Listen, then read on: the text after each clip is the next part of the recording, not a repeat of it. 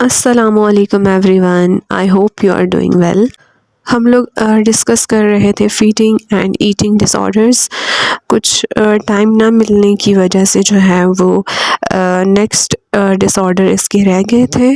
तो आज हम जो है वो इसका जो नेक्स्ट जो डिसऑर्डर है बुलिमिया नर्वोसा डिसऑर्डर, इसको डिटेल में डिस्कस करेंगे। इसके सिम्टम्स, कॉजेज़ और ट्रीटमेंट पे बात करेंगे।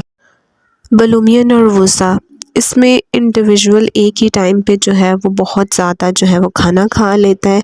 अगर उसको भूख नहीं भी है तो फिर भी जो है वो खा लेगा।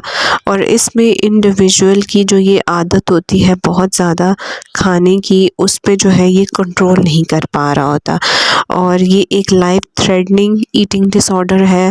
बुलिमिया नर्वोसा इंडिविजुअल का जो वेट है वो नॉर्मल होता है, जबकि एनोरेक्सिया नर्वोसा में हमने पढ़ा था कि उनका जो वेट है वो कम होता है, जितना रिक्वायर होना चाहिए उससे भी जो है वो कम होता है, जबकि बिंज ईटिंग में जो है वो ओवरवेट होता है। अगर हम डायग्नोस्टिक क्राइटेरिया की बात करें, क्राइटेरिया ए का जो फर्स्ट पॉइंट है, इसमें इंडिविजुअल जो है वो हर 2 घंटे के बाद या जो है वो उन 2 घंटों के दौरान जो है वो इतना ज़्यादा खाना खा रहा होता है कि आम इंसान जो है वो इतना नहीं खा सकता।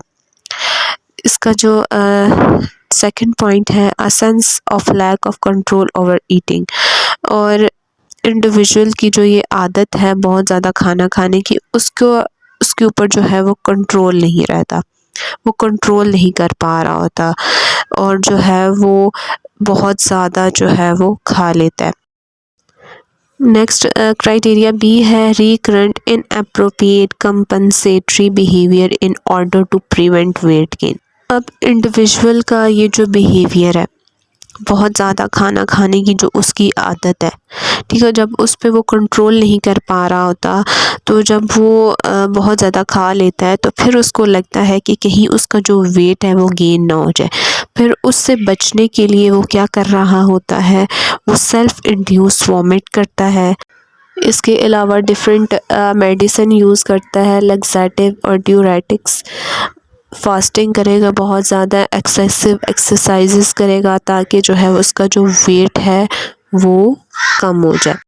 नेक्स्ट क्राइटेरिया सी है, इंडिविजुअल का ये जो बिहेवियर है, ये अगर जो है वो at least a week for 3 months होगा तो फिर जो है वो हम इसको डायग्नोज करेंगे।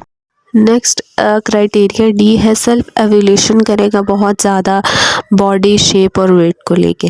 क्राइटेरिया ई है, the disturbance does not occur exclusively during episode of anorexia nervosa. और ये जो डिस्टर्बेंस है ये एनोरेक्सिया नर्वोसा की वजह से जो है वो नहीं होनी चाहिए। कॉजेज़ की बात करें तो कॉजेज़ में anger, depression, impulsive behaviour, perfectionism, environmental factor, genetic and psychological factor जो है वो अपना रोल प्ले कर सकते हैं इस डिसऑर्डर को डेवलप करने में। अगर ट्रीटमेंट की बात करें तो ट्रीटमेंट में जो है वो मेडिकेशन और साइकोथेरेपी दोनों को यूज़ किया जाता है। न्यूट्रिशन काउंसलिंग की जाती है, डिफरेंट मेडिसिन्स जो हैं वो दी जाती हैं। इसके अलावा साइकोथेरेपी में सीबीटी, कॉग्निटिव बिहेवियरल थेरेपी बहुत ज़्यादा हेल्पफुल है। Family based therapy, dialectical behaviour therapy बहुत ज़्यादा हेल्पफुल है।